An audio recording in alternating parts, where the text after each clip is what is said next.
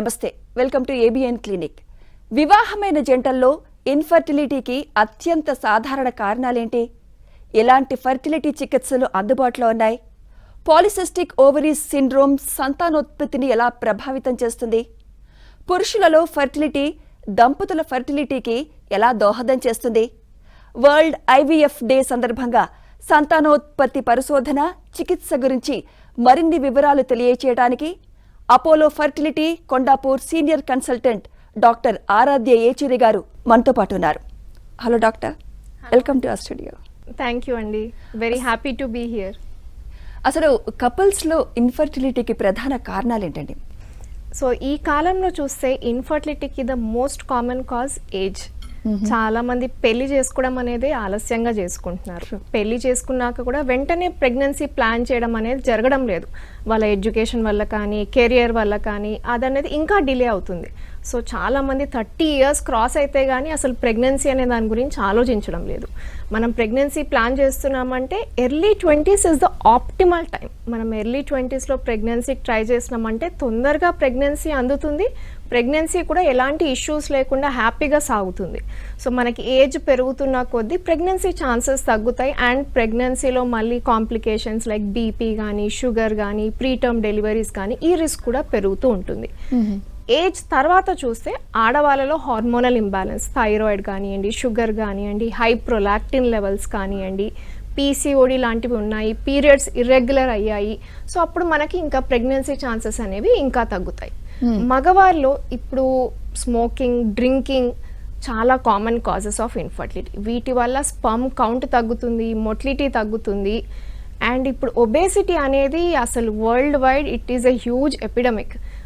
బరువు పెరుగుతున్నారు అంటే ఏమవుతుంది అంటే కాలు మందం పెరుగుతుంది, థైస్ దగ్గర థిక్నెస్ పెరుగుతుంది. దీనివల్ల టెస్టిస్లో టెంపరేచర్ పెరుగుతుంది, స్పర్మ్ క్వాలిటీ ఎఫెక్ట్ అవుతుంది, కౌంట్ కూడా ఎఫెక్ట్ అవుతుంది.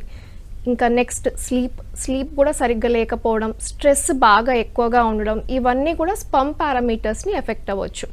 కౌంట్ తగ్గింది, మొటిలిటీ తగ్గింది అంటే ప్రెగ్నెన్సీ వచ్చే ఛాన్సెస్ తగ్గుతాయి. అండ్ మిస్క్యారేజ్ అంటే అబార్షన్ అయ్యే ఛాన్సెస్ కూడా పెరుగుతాయి.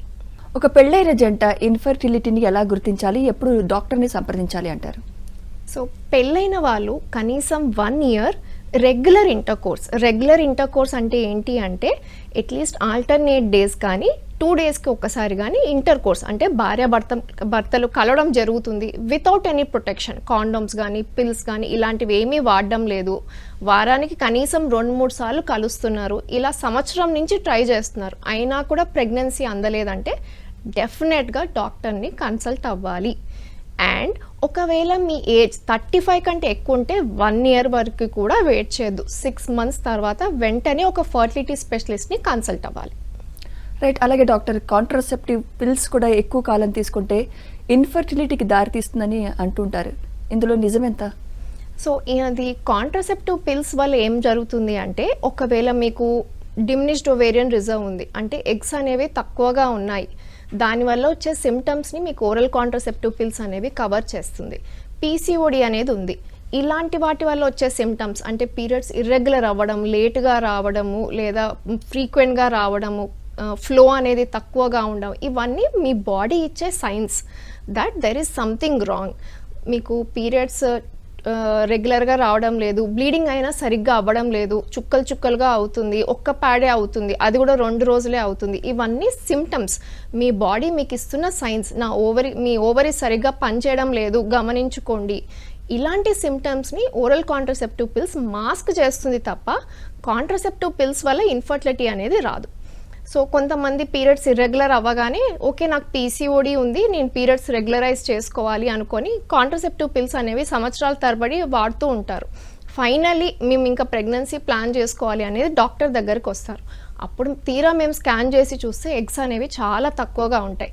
సో ఈ విధంగా మీకు డయాగ్నోసిస్ అనేది లేట్ అవ్వచ్చు, కానీ కాంట్రాసెప్టివ్ పిల్స్ యాజ్ సచ్ ఇన్ఫర్టిలిటీని కాజ్ చేయదు. రైట్. ఈ మధ్య కాలంలో చూస్తున్నాం సొసైటీలో టీవీకి అడిక్ట్ అయిపోవడం, సెల్ ఫోన్స్కి అడిక్ట్ అయిపోవడం, నిద్ర లేకపోవడం ఎక్కువైపోయింది. సో ఈ లైఫ్ స్టైల్ డిజార్డర్స్ కూడా ఇన్ఫర్టిలిటీకి దారితీస్తాయంటారా? 100%. స్ట్రెస్ పెరుగుతుంది, నిద్ర తగ్గుతుంది, ప్రొలాక్టిన్ లెవెల్స్ అనేవి పెరుగుతాయి. ప్రొలాక్టిన్ లెవెల్స్ పెరిగినప్పుడు ఓవరీలో సిస్ట్లు ఫామ్ అవ్వచ్చు, పీరియడ్స్ డిలే అవ్వచ్చు, ఓవ్యులేషన్ అనేది అంటే ఎగ్ విడుదల అవ్వడం, మీ ఫర్టైల్ విండో ఇవన్నీ షిఫ్ట్ అవ్వచ్చు. చాలామంది ఫోన్లో క్యాలెండర్ యాప్లో చూసుకుంటూ ఈ డేస్లోనే భార్యాభర్తలు కలవాలి అని అనుకొని ఆ టైంలో మాత్రమే ప్లాన్ చేస్తారు. బట్ ఇవన్నీ జరుగుతున్నప్పుడు మీ ఓవ్యులేషన్ మీ డేట్స్ ప్రకారం జరగకపోవచ్చు. అన్నీ బాగున్నా కూడా మీకు ఎప్పుడైతే ఎగ్ రిలీజ్ అవుతుందో ఆ టైంలో భార్యాభర్తలు కలిసి లేరు. సో ప్రెగ్నెన్సీ ఎలా వస్తుంది? సో లైఫ్లో స్ట్రెస్ పెరుగుతుంది, నిద్ర తగ్గుతుంది, దీనివల్ల హార్మోనల్ ఇంబ్యాలెన్స్ అనేది జరుగుతుంది. ముఖ్యంగా ప్రొలాక్టిన్ లెవెల్స్ పెరగడం వల్ల ఓవ్యులేషన్ అనేది సరిగ్గా అవ్వాల్సిన టైంకి అవ్వదు. కొంతమందికి ఓవేరియన్ సిస్ట్స్ అనేవి కూడా ఫామ్ అవుతుంది. దీనివల్ల over a long period of time periods irregular అవ్వచ్చు. సో స్ట్రెస్ తగ్గించుకొని స్లీప్ ఇంప్రూవ్ చేసుకుంటే పీరియడ్స్ రెగ్యులర్ కూడా అవ్వచ్చు. హై ప్రొలాక్టిన్ లెవెల్స్ వల్ల ఇన్ఫర్టిలిటీ అవ్వచ్చు. సో మీ స్ట్రెస్, మీ టీవీ అడిక్షన్, మీ రీల్ అడిక్షన్, ఇన్స్టాగ్రామ్ అడిక్షన్ ఇవన్నీ కూడా ఇన్ఫర్టిలిటీ కాజ్ చేయొచ్చు. రైట్. అలాగే ఈ మధ్య కాలంలో పిల్లలకి at the time of periods pain ఎక్కువగా వస్తూ ఉంటుంది. వాళ్ళు టాబ్లెట్స్ తీసుకుంటుంటారు. అది ఫ్యూచర్లో ప్రాబ్లం అవుతుందంటారు? సో పెయిన్ కిల్లర్స్ పీరియడ్స్ అప్పుడు తీసుకోవడం వల్ల ఎలాంటి హాని జరగదండి. అండ్ పీరియడ్స్ టైంలో పెయిన్ తగ్గడానికి ఒక సింపుల్ సొల్యూషన్ ఏంటి అంటే ఫిజికల్ యాక్టివిటీ పెంచడం. అది అన్నిటికంటే మంచి రిలీఫ్ ఇస్తుంది. దీని తర్వాత మనం హాట్ బ్యాగ్స్ ట్రై చేయొచ్చు. అండ్ పెయిన్ కిల్లర్స్ డెఫినెట్గా తీసుకోవచ్చు. వాటర్ ఇంటేక్ పెంచాలి, కాఫీ లాంటివి తగ్గించాలి, కూల్ డ్రింక్స్ తగ్గించాలి. Try to take more fibre in your diet. ఎందుకంటే పీరియడ్స్ టైంలో చాలామంది కాన్స్టిపేషన్ అనేది కూడా స్టార్ట్ అవుతుంది. Constipation along with periods is horrible pain. So high fibre intake and more water intake కూడా పెయిన్ తగ్గించడానికి బాగా హెల్ప్ అవుతుంది. Okay, right. అలాగే smoking and drinking nowadays even women started. So how about that? How will it effect fertility? Smoking, alcohol అనేది అమ్మాయిలకైనా అబ్బాయిలకైనా it is literally a killer. Sperm killer అనే అనొచ్చు స్మోకింగ్ అయితే. కొంతమంది స్మోకింగ్ స్టాప్ చేశాక కూడా it may take up to 1 year మీ స్పర్మ్ ప్రాపర్ క్వాలిటీకి కౌంట్కి రావడానికి. కొంతమందికి సీమెన్ అనాలిసిస్ అంతా బాగుంటుంది, వీర్యకణాలు ఉంటాయి, కౌంట్ బాగుంటుంది, స్విమ్ చేస్తాయి. కానీ డిఎఫ్ఐ అంటే డిఎన్ఏ ఫ్రాగ్మెంటేషన్ ఇండెక్స్, ఈ టెస్ట్లో ఏం తెలుస్తుందంటే స్పర్మ్ క్వాలిటీ ఎలా ఉంది. ఇదనేది స్మోకర్స్లో చాలా హై ఉంటుంది. డిఎఫ్ఐ ఎక్కువ ఉన్నప్పుడు కూడా ప్రెగ్నెన్సీ అందినా కూడా అది నిలవదు. పిండంలో బలం లేక మధ్యలోనే గ్రోత్ ఆగిపోయి మిస్క్యారేజ్ అనేది జరుగుతుంటుంది. సో మీరు ప్రెగ్నెన్సీ ప్లాన్ చేస్తున్నారు అంటే డెఫినెట్గా స్మోకింగ్, ఆల్కహాల్ అమ్మాయిలు అబ్బాయిలు కంపల్సరీ ఆపేసేయాలి. మీ సెంటర్లో ఈ ఇన్ఫర్టిలిటీకి ఎలాంటి చికిత్స అందుబాటులో ఉంది? సో ఇన్ఫర్టిలిటీ గురించి మా దగ్గరికి వస్తే the very first step is history taking.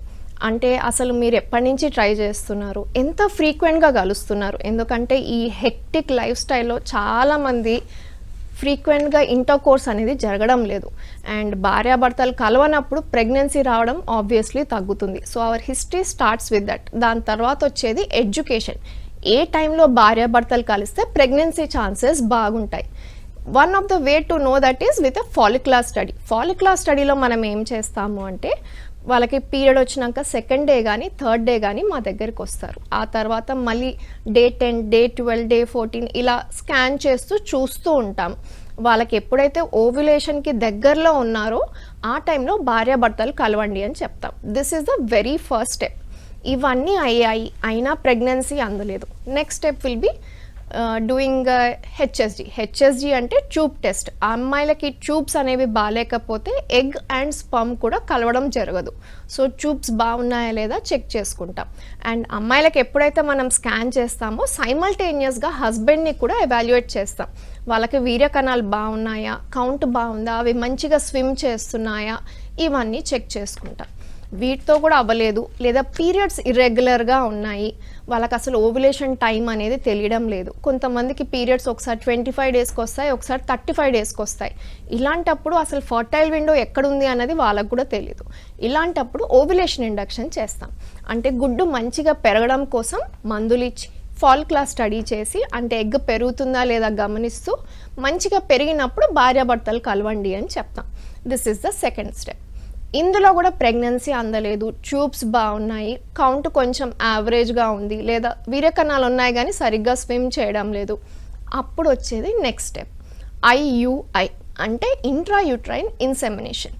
ఇందులో ఏం చేస్తామంటే ఏ రోజైతే అమ్మాయికి ఓవులేషన్ అవుతుందో అంటే అండం విడుదల అవుతుందో ఆ రోజు భర్త కణాలు తీసుకుని డైరెక్ట్గా గర్భసంచి లోపల వేస్తాం. ఇది ఎవరికి యూజ్ఫుల్ అవుతుంది అంటే కౌంట్ యావరేజ్గా ఉంది, స్పర్మ్ కౌంట్ లేదా కౌంట్ బాగానే ఉంది బట్ మంచిగా స్విమ్ చేయడం లేదు, వీర్యకణాలు అంత బలం లేదు, ఇలాంటి వాళ్ళకి హెల్ప్ చేస్తుంది. అన్ఎక్స్ప్లెయిన్డ్ ఇన్ఫర్టిలిటీ అంటే అన్నీ బాగున్నాయి కానీ ఏం చేసినా ప్రెగ్నెన్సీ రావట్లేదు. ఇలాంటి వారికి సర్వైకల్ మ్యూకస్ హాస్టైల్ ఉండొచ్చు. అంటే గర్భసంచి లోపల గర్భసంచికి ఉండే ఎంట్రన్స్ అక్కడ ఉండే మ్యూకస్ హెల్తీగా లేకపోతే వీర్యకణాలు స్విమ్ చేసుకుంటా లోపలికి వెళ్ళలేవు. ఇలాంటి ఇష్యూ ఉన్నప్పుడు కూడా IUI బాగా హెల్ప్ చేస్తుంది. అన్నీ చేసాం, IUI కూడా చేసాము, ప్రెగ్నెన్సీ రాలేదు లేదా కౌంట్ చాలా తక్కువ ఉంది, 2 మిలియన్ 3 మిలియన్ కౌంటే ఉంది, లేదా అమ్మాయికి ఎగ్స్ చాలా తక్కువ ఉన్నాయి. ఇలాంటప్పుడు IVF అంటే టెస్ట్ ట్యూబ్ బేబీ చేస్తాం. IVF, ICSI అనేవి 2 పద్ధతులు. అది మేము ల్యాబ్లో స్పర్మ్ ఇంజెక్షన్కి సెలెక్ట్ చేసే పద్ధతులు, బట్ ప్రొసీజర్ సేమే ఉంటుంది. అంటే అమ్మాయి ఎగ్స్ కలెక్ట్ చేసుకొని హస్బెండ్ స్పర్మ్ ఇంజెక్ట్ చేసి ఏర్పడిన పిండాన్ని గర్భసంచి లోపల పెడతాం. ఇది IVF. రైట్. IVF తరచుగా వింటుంటాం, ఇది ఎలా పనిచేస్తుంది, దీని సక్సెస్ రేట్ ఎంత ఉంటుంది డాక్టర్? సో IVFలో మనం ఏం చేస్తాము అంటే అమ్మాయికి ఎగ్స్ పెరగడం కోసం హార్మోన్ ఇంజెక్షన్స్ ఇస్తాం. అవి మంచి సైజ్ వచ్చాక ఒక సన్నటి సూది వెజైనా నుంచి ఓవరీ లోపలికి పంపించి ఎగ్స్ అన్నిటిని బయటికి తీస్తాం. సేమ్ డే హస్బెండ్స్ శాంపుల్ తీసుకొని వీర్యకణాలతో కలుపుతాం.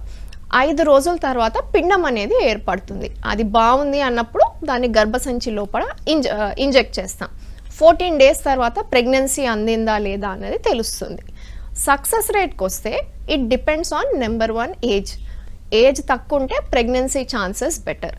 ఏజ్ లెస్ దెన్ 30 ఉంది, ఇద్దరికి మైనర్ ఇష్యూసే ఉన్నాయి, success rate is around 50 to 60%. Age పెరిగింది, 35 దాటారు, మైనర్ ఇష్యూసే ఉన్నాయి, అయినా సక్సెస్ రేట్ తగ్గుతుంది, అప్పుడు ఇట్ ఈస్ అరౌండ్ 40%. ఇంకా పెరిగింది ఏజ్, అరౌండ్ 38 ఏజ్కి వచ్చారు, సక్సెస్ రేట్ ఇంకా తగ్గుతుంది.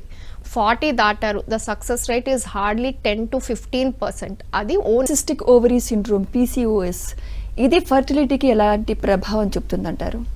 PCODలో మెయిన్ వచ్చే ఇష్యూ ఏంటి అంటే చాలామందికి ఓవులేషన్ అనేది జరగదు. హై LH లెవెల్స్ ఉండడం, హై ఇన్సులిన్ లెవెల్స్ ఉండడం, ఇన్సులిన్ రెసిస్టెన్స్ ఉండడం, వీటన్నిటి వల్ల కూడా ఎగ్ అనేది సరిగ్గా పెరగక ఓవులేషన్ అనేది జరగదు. ఎగ్గే బయటికి రావట్లేదు, ప్రెగ్నెన్సీ ఎలా వస్తుంది? సో ఇంకోటి వీళ్ళందరికీ కొంచెం వెయిట్ పుట్ ఆన్ అయ్యారు, PCOD ఇంకా సివియర్ అవుతుంది, PCOD ఉంది, వెయిట్ ఇంకా పుట్ ఆన్ అవుతారు. So it is like a vicious cycle. దీనికి best treatment weight loss and దానికి ఎక్సర్సైజ్ చేయడం, డైట్ ఫాలో అవ్వడం, స్లీప్ కనీసం 8 hours ఉండడం అండ్ కొన్ని సప్లిమెంట్స్ బాగా హెల్ప్ చేస్తాయి. How about endometriosis? కొంతమందిలో ఎండోమెట్రియోసిస్ ఉంటుంది, అది కూడా ఇన్ఫర్టిలిటీకి దారితీస్తుందంటారా? సో ఎండోమెట్రియోసిస్ అనేది ఒక ఇన్ఫ్లమేటరీ కండిషన్. ఇందులో ఏమవుతుంది అంటే కొంతమంది గర్భసంచి లోపల పెరుగుతుంది, కొంతమందికి ట్యూబ్లో పెరుగుతుంది. ట్యూబ్లో పెరిగినప్పుడు ట్యూబ్ డ్యామేజ్ అవ్వచ్చు, అండాశయంలో పెరిగినప్పుడు సిస్ట్లలా కనిపిస్తుంది, దీనివల్ల నెంబర్ ఆఫ్ ఎగ్స్ అనేవి తగ్గుతాయి. కొంతమందికి ఓవులేషన్ కూడా ఎఫెక్ట్ అవ్వచ్చు, అంటే ఎగ్ అనేది ఫామ్ అవుతుంది కానీ అది విడుదల అవ్వలేదు. కొంతమందికి ఇంకా బయటికి పెరిగి ఇంటెస్టైన్స్ కూడా ఎఫెక్ట్ అవ్వచ్చు. సో ఇవన్నీ ఉన్నప్పుడు అది ప్రెగ్నెన్సీ రావడాన్ని ఆపేస్తుంది. దీనికి ట్రీట్మెంట్ గురించి మాట్లాడాలి అంటే ఎక్కడ ఉంది, మైల్డ్ ఉందా, మోడరేట్ ఉందా, సివియర్ ఉందా అన్న దాన్ని బట్టి మనం ఎలా ప్లాన్ చేయాలనేది చూసుకుంటాం. అండ్ దీంతో పాటు భర్తకు ఎలా ఉంది, ఆయన కౌంట్ ఎలా ఉంది కూడా చూసుకొని ట్యూబ్స్ నార్మల్ ఉన్నాయంటే 1 or 2 IUIs ట్రై చేస్తాం. సివియర్ స్టేజెస్లో ఉంది అంటే IVF చేసి ఎంబ్రియోస్ తీసుకొని ఫ్రీజ్ చేసుకొని ఎండోమెట్రియోసిస్ మొత్తం క్లియర్ చేసుకొని ఆ తర్వాత ఎంబ్రియో ట్రాన్స్ఫర్ అనేది చేస్తాం. లేదు మోడరేట్ ఉంది, డెఫినెట్గా ఒక IVF ట్రై చేసి చూస్తాము, అప్పటికి ప్రెగ్నెన్సీ రాలేదు అంటే అప్పుడు సర్జరీ గురించి ఆలోచిస్తాం. డైరెక్ట్గా ఎందుకు సర్జరీ చేయరు అంటే ఓవరీస్లో ఉన్న సిస్టమ్ మనం తీయడానికి ట్రై చేసిన ప్రతిసారి ఇంకా నెంబర్ ఆఫ్ ఎగ్స్ అనేవి తగ్గిపోయే అవకాశం ఉంటుంది. కొంతమందికి మనం సర్జరీ చేసే ముందు AMH3 ఉంది, సర్జరీ చేశాక అది 0.2, 0.3 కూడా పడిపోయే వాళ్ళు ఉంటారు. సో అందుకని అందరికీ డైరెక్ట్గా సర్జరీ అనేది చెప్పము. వాళ్ళ కండిషన్ని బట్టి, వాళ్ళ సిమ్టమ్స్ని బట్టి, అంటే చాలా తట్టుకోలేని నొప్పి ఉంది, డెఫినెట్లీ ఎలాంటి పరిస్థితులైనా సర్జరీ చేయాల్సి ఉంటుంది. సో సిమ్టమ్స్, ఏఎంహెచ్ అంటే నెంబర్ ఆఫ్ ఎగ్స్ని బట్టి, హస్బెండ్ కౌంట్ని బట్టి మనం నెక్స్ట్ ట్రీట్మెంట్ లైన్ అనేది ఎలా ఉంటుందో ప్లాన్ చేసుకుంటాం. అలాగే ఇన్ఫర్టిలిటీకి లోనైన కపుల్స్లో మేజర్గా లేడీస్నే ఎక్కువ బ్లేమ్ చేస్తూ ఉంటారు. సో జెంట్స్ విషయానికి వస్తే వాళ్ళ లక్షణాలు ఎలా ఉంటాయి, వాళ్ళ సిమ్టమ్స్ ఏ విధంగా ఉంటాయి, ఇన్ఫర్టిలిటీకి దారితీసే కారణాలు ఏంటి? ఇంతకుముందు కంపేర్ చేసుకుంటే ఇప్పుడైతే అవేర్నెస్ చాలా పెరిగిందండి. అంటే నేను నా కెరియర్ స్టార్ట్ చేసిన కొత్తలో మగవారు సీమెన్ అనాలిసిస్ ఇవ్వడానికి కూడా ఇష్టపడేవాళ్ళు కాదు. పిల్లలు అవ్వడం లేదు అంటే అది డెఫినెట్గా అమ్మాయి ప్రాబ్లమే. But right now awareness is better. Problem ఉండొచ్చు అన్నది అర్థం చేసుకుంటున్నారు, ప్రాబ్లం ఉంది ట్రీట్మెంట్ తీసుకోవాలి అన్నది కూడా అర్థం చేసుకుంటున్నారు. 50% వరకు అయితే ఇంప్రూవ్మెంట్ ఉంది, బట్ ఇంకా 50% ఇంప్రూవ్ అవ్వాలి. అంటే సొసైటీ వైజ్ ఇంప్రూవ్మెంట్ ఉండాలి. అంటే కపుల్ మధ్యలో అండర్స్టాండింగ్ బాగున్నా కూడా సొసైటీ అనేది ఒకటి వెనకాల నుంచి పుష్ చేస్తూనే ఉంటుంది, అమ్మాయి ప్రాబ్లం అని. But overall there is definitely a lot of difference. And I'm sure lot of it is because of very progressive movies కూడా మంచిగా ప్రోగ్రెసివ్గా అర్థమయ్యేటట్టు చూపిస్తున్నారు. అండ్ సోషల్ మీడియాలో కూడా ఇన్ఫర్టిలిటీ గురించి అవేర్నెస్ పెరిగింది. ఇవన్నీ డెఫినెట్గా చాలా హెల్ప్ చేస్తున్నాయి. తొందరగా వచ్చి డాక్టర్ని కలవడానికి, అవసరమైన ట్రీట్మెంట్ తీసుకోవడానికి it has helped a lot. And అబ్బాయిలకు వస్తే సీమెన్ కౌంట్, స్పర్మ్ కౌంట్ ఉంది, మోటిలిటీ ఉంది, ఇవన్నీ డిఫరెంట్ ఇష్యూస్. చాలా మందిలో ఇప్పుడు మనం రీసెంట్గా చూస్తుంది అంటే చాలా మందికి స్ట్రెస్ వల్ల ఎరెక్టైల్ డిస్ఫంక్షన్ అనేది చూస్తున్నాం. మాకు వచ్చే చాలామంది సాఫ్ట్వేర్ కపుల్స్లో ఎరెక్టైల్ డిస్ఫంక్షన్ అంటే పర్ఫార్మెన్స్ అనేది చేయలేకపోతున్నారు అనమాట. సో పర్ఫార్మెన్స్ అనేది లేనప్పుడు ప్రెగ్నెన్సీ ఎలా వస్తుంది? సో ఇది రాగానే చాలామంది అమ్మాయిలు వెజనల్ డైలేటర్ స్టార్ట్ చేసేస్తారు. సో ఇట్స్ నాట్ అసలు ప్రాబ్లం ఎక్కడుంది అనేది కూడా చూసుకోకుండా డైరెక్ట్గా అమ్మాయిలు ట్రీట్మెంట్ స్టార్ట్ చేస్తున్నారు. అసలు అబ్బాయికి ఎరెక్షన్ అనేది వస్తుందా లేదా, ఎజాక్యులేషన్ బాగుందా లేదా, ఇవన్నీ చూసుకొని ఆ తర్వాత ఆడవాళ్ళకి ట్రీట్మెంట్ స్టార్ట్ చేయాలి if they are not able to have intercourse. తర్వాత డయాబెటీస్, కనీసం వారంలో 2-3 కన్నా we are seeing that they are diagnosed with diabetes. Early 30s లేదా 35s, కొంతమంది అయితే 20sలో కూడా డయాబెటీస్తో డయాగ్నోజ్ అవుతున్నారు. ప్రాబ్లం ఏంటి అంటే డయాగ్నోజ్ అయ్యాక అది చేంజ్ చేసుకోవడానికి ఎలాంటి మార్పులు చేయడం లేదు. లైఫ్ స్టైల్లో అయినా, డయట్లో అయినా, డాక్టర్ని కన్సల్ట్ అవ్వడంలో అయినా. అంటే అది ఈ అవేర్నెస్ పెరిగింది కానీ మరి ఆ అవేర్నెస్ వెళ్ళిపోయింది. అంటే నా చిన్నప్పుడు అయితే అసలు 50-60లో ఉండేవాళ్ళు, అమ్మో నాకు డయాబెటీస్ వచ్చిందని బాధపడేవాళ్ళు. ఇప్పుడు 30sలో డయాబెటీస్ ఇచ్చిన పీపుల్ ఆర్ లీస్ట్ బాదర్డ్. ఇంకా లిపిడ్ ప్రొఫైల్ అయితే కొలెస్ట్రాల్స్ హై ఉండడం, ట్రైగ్లిజరైడ్స్ హై ఉండడం వెరీ వెరీ కామన్. 10 మందికి చేస్తే 9 మందికి ఆబ్వియస్లీ కొలెస్ట్రాల్ హై ఉంటుంది. మరి బయట ఫుడ్ తింటున్నాము, అసలు మీల్స్ టైమింగ్ అనేది మెయింటైన్ చేయట్లేము, జంక్ ఫుడ్ చాలా ఎక్కువైపోయింది, స్ట్రెస్ ఎక్కువైపోయింది, ఆబ్వియస్లీ ఎఫెక్ట్ అవుతుంది.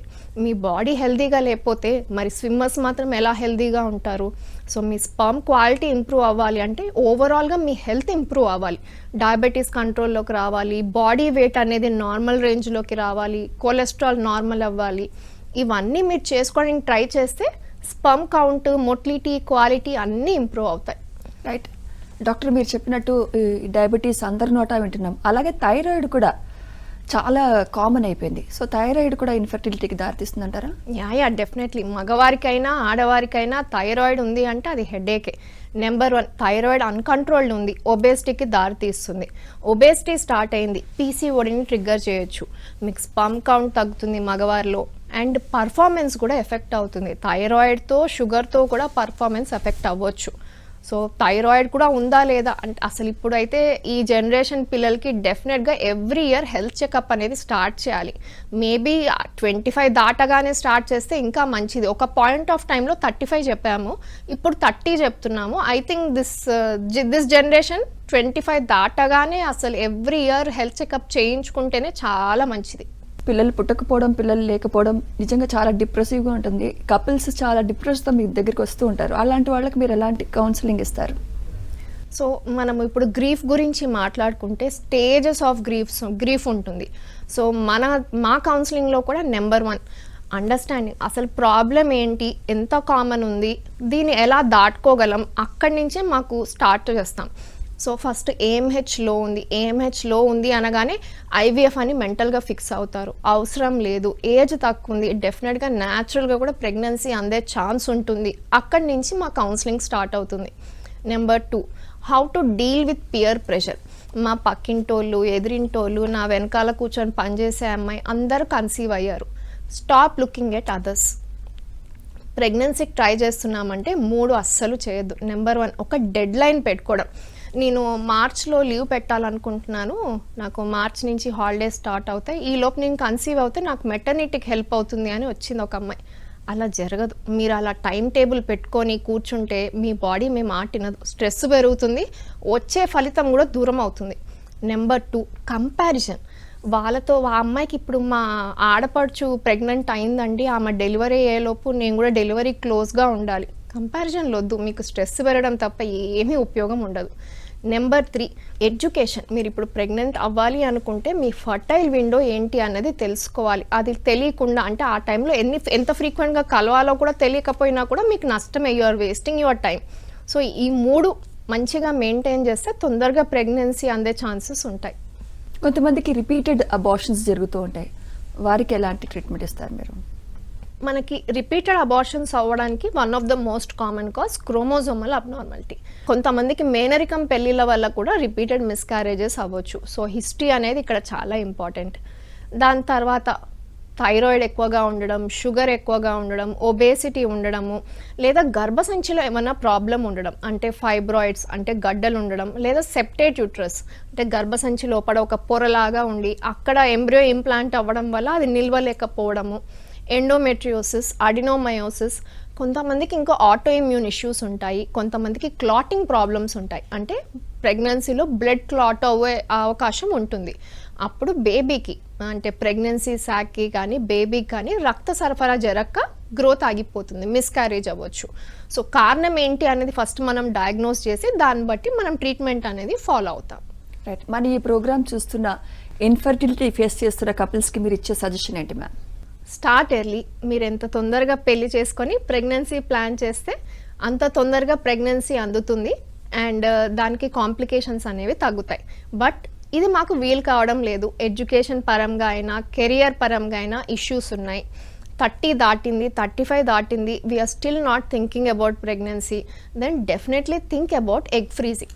మీ ఎగ్స్ని మీరు ఫ్రీజ్ చేసి పెట్టుకున్నారు ఇప్పుడు అంటే తర్వాత మేబీ 37, 38, 40 మేము ట్రై చేసాం, మాకు ప్రెగ్నెన్సీ అందడం లేదు, ఎగ్స్ అయిపోయాయి, but you still have something as a backup. And younger ఏజ్లో ఉన్న ఎగ్స్ బెటర్ క్వాలిటీ ఉంటాయి, బెటర్ ఎంబ్రియోస్ ఇస్తాయి, మీకు ప్రెగ్నెన్సీ ఛాన్సెస్ కూడా బెటర్గా ఉంటాయి. ఐవీఎఫ్ పెయిన్ఫుల్ ప్రాసెసా? అలాగే ఐవీఎఫ్ చేసుకున్న కపుల్ ఎప్పుడు గుడ్ న్యూస్ వినొచ్చు అంటారు? సో ఐవీఎఫ్లో మనకి మెయిన్గా ఉండే పెయిన్ అంటే ఇంజెక్షన్స్ అండి. బట్ మేము ఇప్పుడు ఒకప్పుడు అయితే అది మజిల్కి ఇచ్చేవి పెయిన్ఫుల్ ఇంజెక్షన్స్, బట్ మేము ఇప్పుడు ఇస్తున్నాయని సబ్క్యూటేనియస్ ఇంజెక్షన్. అంటే మీ ఇంట్లో పెద్దవాళ్ళు ఉన్నారు, వాళ్ళకి డయాబెటీస్ ఉంది, ఇన్సులిన్ ఇంజెక్షన్ తీసుకుంటున్నారు అనుకోండి, అదే చిన్న నీడిల్, ఆ చిన్న నీడిల్తో స్కిన్లోకి మాత్రమే ఇస్తాం, దోమ గుట్టినట్టు ఉంటుంది. ఆ తర్వాత వచ్చేది మీకు ఎప్పుడైతే ఎగ్స్ సైజ్ పెరుగుతున్నాయి, మల్టిపుల్ ఎగ్స్ పెరుగుతున్నాయి, ఓవరీ సైజ్ పెరుగుతుంది, ఆ టైంలో లోవర్ అబ్డామిన్లో ఆ హెవీనెస్ కానీ డిస్కంఫర్ట్ కానీ బరువుగా అనిపించడం ఇది వరకు ఉంటుంది. ఎగ్ పికప్ రోజు ఆ తర్వాత 1-2 డేస్ కొంచెం బ్లోటింగ్ ఉండొచ్చు, పీరియడ్స్ లాంటి క్రాంప్స్ ఉండొచ్చు, ఆ తర్వాత it will come back to normal in 2 weeks. Embryo transfer అనేది మత్తు కూడా ఇయ్యము, ఇట్ ఈస్ జస్ట్ లైక్ ఒక అల్ట్రాసౌండ్ చేయడానికి పట్టినంత సేపు పడుతుంది, దానికైతే పెయిన్ఫుల్ అనే ఉండదు. ఒకప్పుడు డెఫినెట్లీ ఐవీఎఫ్ వాస్ పెయిన్ఫుల్. ఇంకోటి చాలామందికి ఐవీఎఫ్ ప్రెగ్నెన్సీస్లో కంపల్సరీ ఇంజెక్షన్స్ ఇస్తారు అంటారు.